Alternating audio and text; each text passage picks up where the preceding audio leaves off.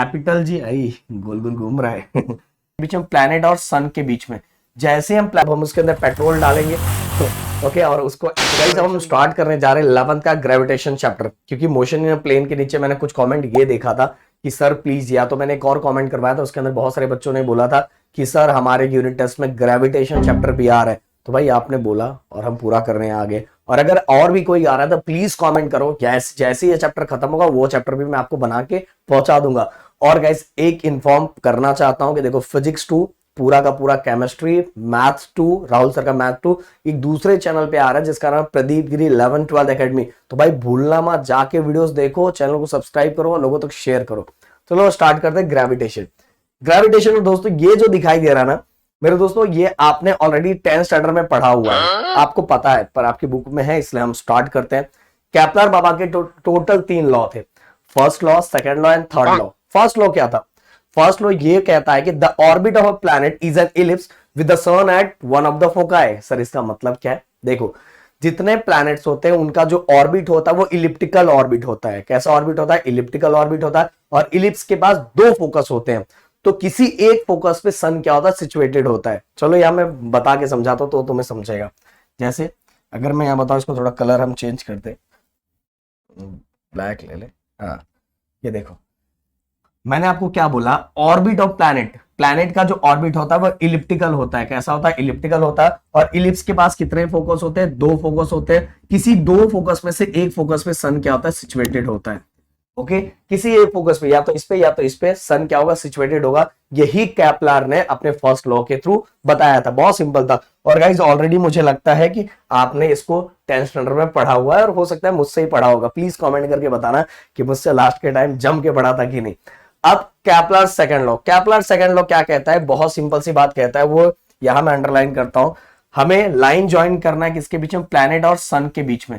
जैसे हम प्लैनेट और सन के बीच में एक लाइन ड्रॉ करेंगे तो हमें क्या दिखाई देगा कि sweeps equal area in equal interval of time. कहने का मतलब क्या है? कहने का मतलब यह है कि अगर जस्ट एग्जांपल समझाने के लिए 1 घंटे में 2 किलोमीटर गया तो दूसरे घंटे में भी 2 किलोमीटर जाएगा, दूसरे घंटे में भी 2 किलोमीटर स्पेस क्या करेगा? ऑक्यूपाई करेगा, तीसरे घंटे में भी 2 किलोमीटर स्पेस ऑक्यूपाई करेगा। ऐसा हमें केपलर ने सेकंड लॉ के थ्रू बताया।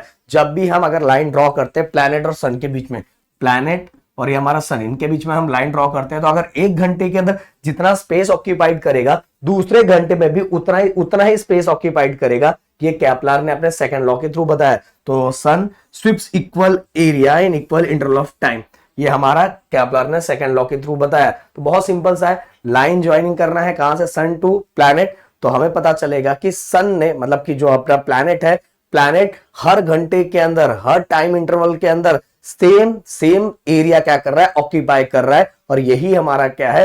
Kepler second law. अब चलते हैं इस केपलर थर्ड लॉ के। केपलर थर्ड लॉ में ना बहुत सारे बच्चों को बहुत ज्यादा डाउट है, पर मैं बहुत सिंपल तरीके से बच्चों को हमेशा एक्सप्लेन कर देता हूं कि भाई ऐसा करो, ऐसा करोगे तो तुम्हारे लिए बहुत ज्यादा सिंपल होगा। भैया जाओ, हाँ ये देखो, ये अपना टाइम पीरियड, ये अपना टाइम पीरियड, ओके। ये हमारा मीन डिस्टेंस, किसकी बात हो रही है? प्लैनेट और सन की बात हो रही है। तो mean distance from a sun to planet, okay. और ये जो टाइम पीरियड है इसको हम करेंगे स्क्वायर, और ये जो मीन डिस्टेंस इसको करेंगे क्यूब, और ये दोनों के बीच का रिलेशन है डायरेक्टली प्रोपोर्शनल। बस इसको ही हमने एक बार अच्छे से रीड कर दिया ना तो हमारा केपलर थर्ड लॉ कंप्लीट हो गया। Square of period is directly proportional to cube of, ये क्या था? मीन डिस्टेंस था ना, मैंने आपको बताया था, cube of mean distance from planet to sun या सन टू प्लैनेट, ओके। तो ये हो गया हमारा केपलर थर्ड लॉ। अगर मैं इसको और एक्सप्लेन करना चाहूँ, वैसे तो हमने 10th स्टैंडर्ड में किया था। प्रोपोर्शनल के साइन को जैसे हम हटाएंगे तो 2 चीजें लगेगी, इक्वल और कांस्टेंट। इक्वल और कांस्टेंट लगा दिया। अब ये जो ये मल्टीप्लाई में इक्वल की साइड आके डिवाइड में हो जाएगा, और इक्वल टू के, और ये हो जाएगा हमारा Kepler's law, okay. K equal to square upon R cube. ये आपको दिमाग में फिट करके रखना है। और सिंपल सा मैंने बोला कि इसको बाहर कैसे करते हैं?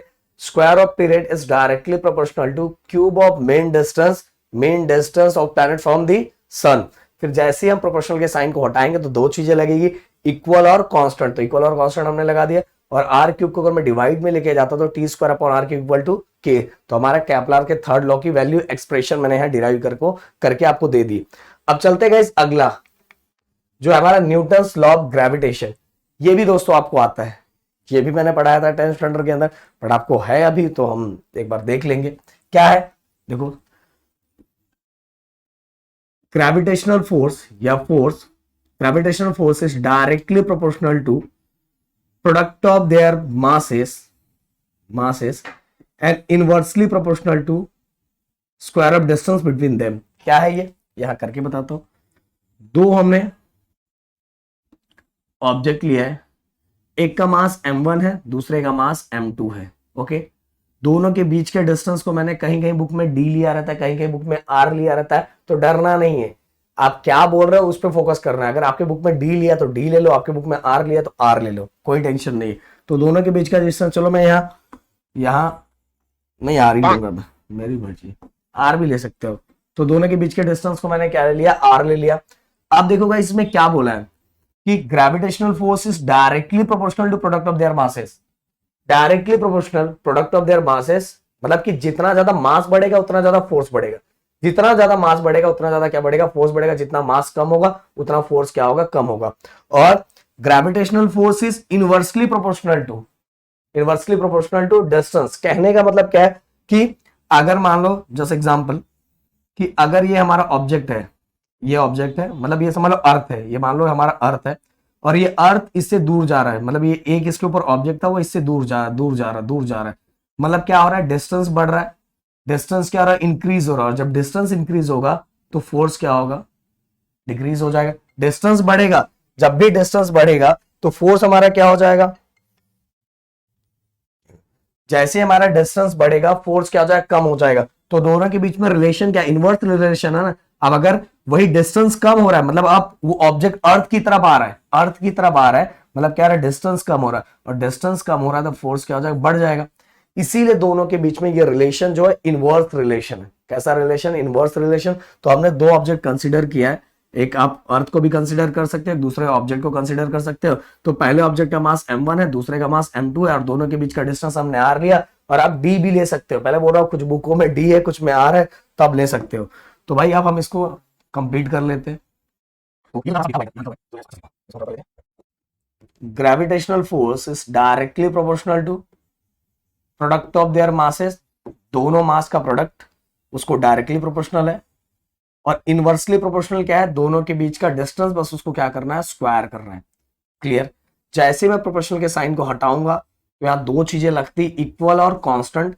यहाँ ग्रेविटी की बात कर रहे हैं तो हम लोग यूनिवर्सल ग्रेविटेशनल कांस्टेंट लेंगे, जिसको क्या बोला जाता है, universal gravitational constant. Okay, capital G, m1 m2 upon r square.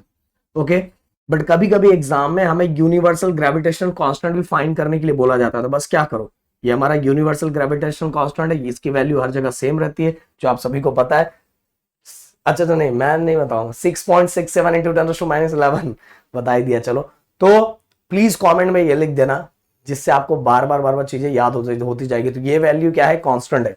अब क्या होगा कि डिवाइड बाई इक्वल की साइड है तो मल्टीप्लाई। हमें मान लो यूनिवर्सल ग्रेविटेशनल कांस्टेंट फाइंड करना है, तो जी मैंने ऐसे ही रखा, एफ आर ऊपर गया, मल्टी डिवाइड में था, इक्वल की साइड है तो मल्टीप्लाई, और ये ऊपर है तो नीचे आ जाएगा m1 m2। इस तरह से हम ग्रेविटेशनल कांस्टेंट की भी वैल्यू क्या कर सकते हैं, फाइंड कर सकते हैं। अब गाइस अगर मुझे इसका यूनिट पूछा जाए, अगर मुझसे पूछा जाए कि बताओ दोस्तों इसका यूनिट क्या है, तो दोस्तों आप बता सकते हो यूनिवर्सल ग्रेविटेशनल कांस्टेंट की भी यूनिट। एफ मतलब क्या था, एफ का यूनिट क्या होता है, न्यूटन। आर हमारा मीन डिस्टेंस है ना, मतलब डिस्टेंस था ना, तो ये हो गया मीटर स्क्वायर। देयर इज क्या, m1 m2 ये क्या था, मास था ना, दोनों ऑब्जेक्ट का मास था, तो kg स्क्वायर।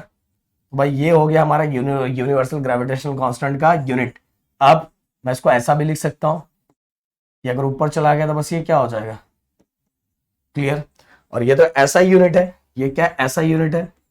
और अगर मुझे इसका सीजीएस यूनिट लिखना है तो न्यूटन का हो जाएगा डाइन, मीटर का हो जाएगा सेंटीमीटर, और केजी का क्या हो जाएगा, प्लीज कमेंट करके मुझे बताना। और सीजीएस यूनिट कमेंट में लिखना, लिख के मुझे बता देना, मैं आप वेट करूंगा। ओके, अब गाइस एक चीज और मैं आपको एक दिखा देना चाहता हूँ, ये देखो, ये आपको नोट चाहिए तो प्लीज कमेंट करना। हाँ, यहाँ टाइपिंग में ऐसा रहता है, आप यार 2 नीचे मत समझना, टू नीचे बिल्कुल मत समझना, क्योंकि आप सभी को बताना चाहूंगा कि टू नीचे इसलिए लिखा हुआ कि टाइपिंग में ऐसा हो जाता है बहुत बार, इसलिए तो आप समझ सकते हैं एम स्क्वायर है, वो क्या है एम स्क्वायर है। और वैसे तो मैंने आपको बता ही दिया कि कैसे फाइंड करते हैं। अगर नोट चाहिए तो प्लीज कमेंट करना। अब चलते हैं आगे, अगला एक्सेलरेशन ड्यू टू ग्रेविटी। देखो बहुत बार बच्चे ना दोस्तों इसको लेके कंफ्यूज होते हैं दो चीजों को, ये कैपिटल जी आई गोल गोल घूम रहा है गोल गोल घूमना नहीं चाहिए भाई, आपको गोल गोल घुमाना है। एक ये कैपिटल जी जो है हमारा यूनिवर्सल ग्रेविटेशनल कांस्टेंट, जिसकी वैल्यू हर जगह क्या होती है, सेम होती है। बट मेरे दोस्त ये है हमारा acceleration due to gravity. Acceleration due to gravity, इसकी वैल्यू हर जगह सेम नहीं होती। इसके बारे में भी हमने 10th स्टैंडर्ड में डिस्कस किया था। हमें 3 चीजें दी थी, ओके, ऊपर, डेप्थ में, सरफेस पे। याद होगा आप लोगों को, याद है कि नहीं याद है, प्लीज कमेंट करना। तो भाई इसकी वैल्यू चेंज होती है, इसकी वैल्यू तो कांस्टेंट होती है, मैंने आप सभी को बताया। तो ये हमारा टॉपिक है एक्सेलरेशन ड्यू टू ग्रेविटी। सबसे पहले एक्सेलरेशन ड्यू टू ग्रेविटी होता क्या है, देखो ये ऑब्जेक्ट है, नहीं उसके पहले आपके पास जो बाइक होगा वो कब एक्सेलरेट होगा, जब हम उसके अंदर पेट्रोल डालेंगे तो ओके, और उसको एक्सेलरेशन देंगे तो एक्सेलरेट होगा। तो एक्सेलरेट ड्यू टू पेट्रोल। और यहां ये इसको मैंने छोड़ा, ये नीचे क्यों जा रहा है, क्यों जा रहा है, ये क्यों नीचे गया है, एक्सेलरेशन इसके अंदर क्यों है, बिकॉज ऑफ ग्रेविटी। तो इसीलिए इस एक्सेलरेशन को हम क्या बोलते हैं, एक्सेलरेशन ड्यू टू ग्रेविटी। समझ में, ये भी एक्सेलरेशन होता है, okay, straight acceleration, linear acceleration, but ये एक्सेलरेशन क्यों है, बिकॉज ऑफ ग्रेविटी। क्लियर।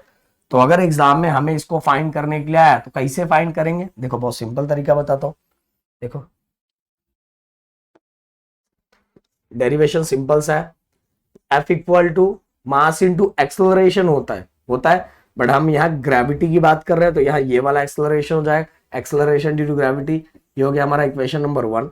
दूसरा F इक्वल टू दूसरा वाला अभी हमने पढ़ा ग्रेविटेशनल फोर्स का फॉर्मूला, जिसमें हम क्या थे, M, एक हमने मास ऑफ द अर्थ ले लेते हैं और एक मास ऑफ द ऑब्जेक्ट ले लेते हैं, और नीचे डिस्टेंस, इसको हम लोग ले लेते हैं r²। ओके, ये हो गया हमारा इक्वेशन नंबर 2। अब फर्स्ट इक्वेशन ये देखो, ये दोनों फोर्स है, अगर ये दोनों सेम है तो ये दोनों की वैल्यू भी क्या हो जाएगी, सेम हो जाएगी। तो from first and second mg equal to, अगर दोनों इस साइड के सेम है तो दोनों ये भी सेम है, अगर ये दोनों सेम है तो ये दोनों की वैल्यू भी सेम हो जाएगी, तो हम दोनों को इक्वल लिख सकते हैं। तो g m अपॉन r²। तो दोनों साइड से mm क्या हो गया, कैंसल, mm क्या हो गया, कैंसल, और क्या आ गया, g equal to gm upon r²।